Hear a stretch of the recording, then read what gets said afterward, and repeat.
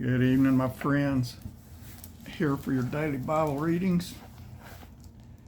And excuse me for wearing a coat. It is cold here. It is cold here, y'all. I've got the heater on. I cranked it up 3 or 4 more degrees warmer 30 minutes ago or so. It feels like there's a fan on in here, but there's not, I promise you. But it feels like cold air blowing right through this house. And so I put my coat on, and I'll probably sleep in my coat, even though my bed is very warm, or my couch. I hadn't slept in the bed ever since I got congestive heart failure. Couch is a whole lot easier to get on and off of than my bed. I have slept in it twice since I was diagnosed with congestive heart failure. It's just not comfortable for me right now, and I can't get in and out of it. It's so high off the ground. I sleep good on the couch, and so that's where I've been sleeping. But I'm going to sleep in my coat on the couch. I've got a blanket there that has been keeping me pretty warm, but I am cold today for some reason. I know the house is covered in snow, and I don't know if the heater ever turns off or not. I'm so deaf I can't hear it. So I don't know if it's cycling on or off, on and off or not, but I hope it is. Otherwise I'm going to have a bill I can't afford. But it's just cold in here. Anyway, let me stop my rambling and start reading here. Revelation, this is your daily Bible reading, Revelation chapter 8. And it's a short one, but I'm not sure if I'll do number 9 or not. We'll do number 8 and then we'll figure out. I got a lot of pain this evening. I've been waiting for it to go away so I'd feel better or feel more like reading to you, but it looks like it's not going to go away, so here I am. Oh, and the doctor called me. Tomorrow, I've got a doctor for everything, and my congestive heart failure doctor her office called today, reminding me of my appointment tomorrow, and I told him I'm not coming. When I went there to that walk-in clinic several days ago, I saw her in a hall. The walk-in clinic's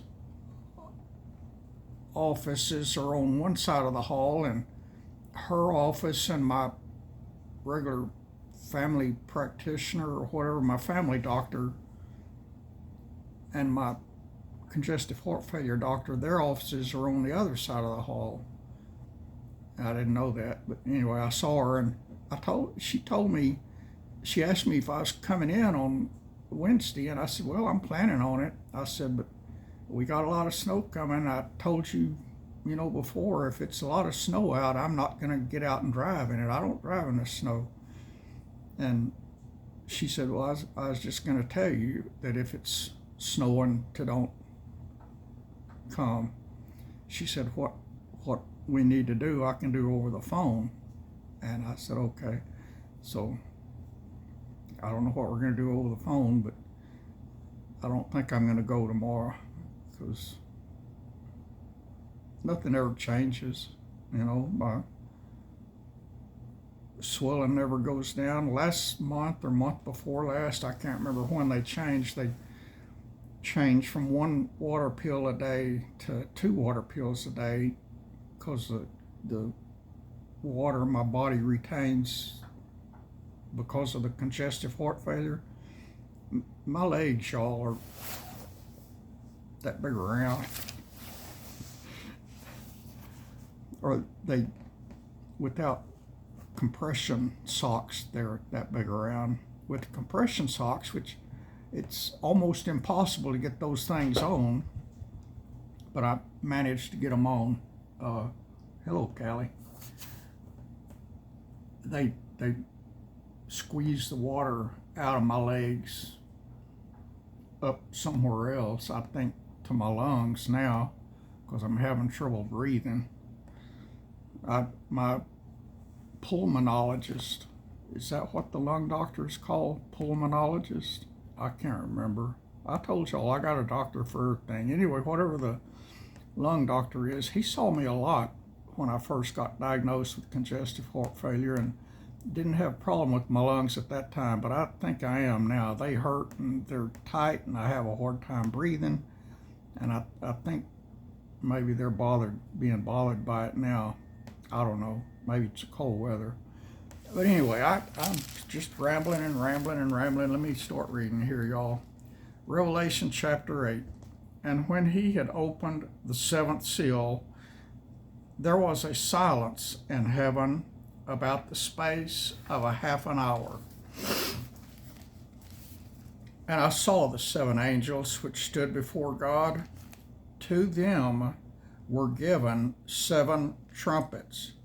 And another angel came and stood at the altar, having a golden censer, and there was given unto him much incense, that he should offer it with the prayers of all the saints upon the golden altar which was before the throne.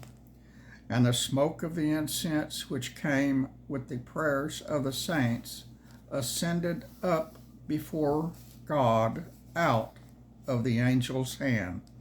And the angel took the censer and filled it with fire of the altar and cast it into the earth.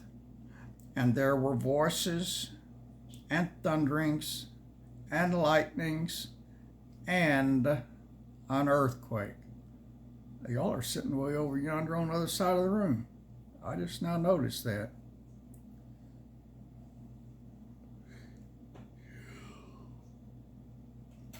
And the seven angels which had the seven trumpets prepared themselves to sound. The first angel sounded, and there followed hail and fire mingled with blood, and they were cast upon the earth, and the third part of the trees was burnt, and all the green grass was burnt up.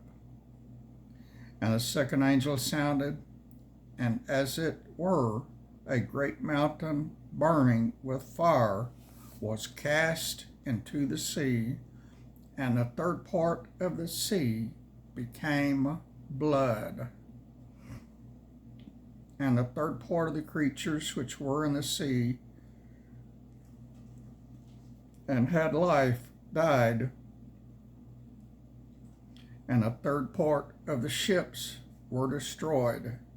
That's a lot, y'all. A third.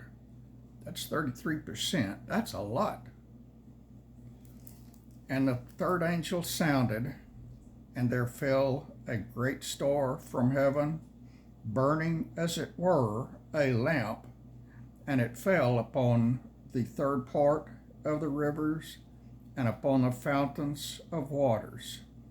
And the name of the star is called Wormwood, and the third part of the waters became wormwood, and many men died of the waters because they were made bitter. And the fourth angel sounded, and the third part of the sun was smitten, and the third part of the moon, and the third part of the stars, so as the third part of them was darkened, and the day shone not for a third part of it, and the night likewise. And I beheld and heard an angel flying through the midst of heaven, saying with a loud voice, Woe, woe, woe to the inhabitants of the earth, by reason of the other voices of the trumpet of the three angels, which are yet to sound. And that was the 8th chapter of the book of Revelation. And I may come back and do the 9th chapter after a while. I'm going to bed soon. I'm tired. I got pain. I hurt. I'm freezing my butt. So I may go to bed soon. One of y'all I think it was one of y'all. I don't remember if it's somebody here or somebody at my Facebook page or maybe one of my friends here in town. Somebody today said Revelation was very hard to understand. It's not hard to understand. Satan wants people to think it's hard to understand. Satan doesn't want people reading Revelation. Why doesn't Satan want people reading Revelation? Because in it shows that Satan gets defeated by Jesus. Satan wants people to think that he's going to be the winner. And a lot of people believe in Satan. A lot of people's faith is in Satan. So Satan doesn't want people reading Revelation, so he confuses the minds of people to make them think that it's hard to read, hard to understand, because he doesn't want people understanding it. Just know, my friends, Jesus wins. Satan's butt is going to get kicked by Jesus. Jesus has the keys to heaven and hell, not Satan. Satan's time is limited, and he knows it. But he's still working hard to deceive the people. And he has a lot of followers. He has a lot of followers. I don't think as many as Jesus, but he has a lot of followers. There will be, the Bible tells us there will be more people in hell than in heaven, but I think most of them's already there. I don't know. I'm just flapping my jaws. I do not know. I just know there's going to be more people in hell than in heaven. I thank God for those that haven't been deceived by him. He had me for a long time, but I thank God every day for waking me up and snatching me out of the grasp of Satan. Yep, I do. That's it, y'all. I may be back and I may not be back tonight. I was looking at old videos of mine this afternoon, and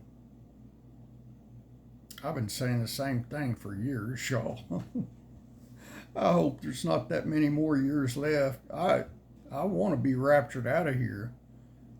I don't want to live to be an old man like Moses or Noah. I'm ready to go right now, today. Oh, only God knows. I'll stay here and I'll serve him as long as I'm able to serve him, and I'll go whenever he calls me, whether it's by the rapture or by the rapture. I'm going to be raptured either way, either dead or alive. I'll get raptured either way, and so will you. That's it, friends. I love y'all. I appreciate y'all. I haven't looked at comments this afternoon. I looked at some. I responded to some earlier today, and I hadn't looked at them this afternoon. Maybe someday I will. I do appreciate them, though. Y'all leave them. I read them. God bless you.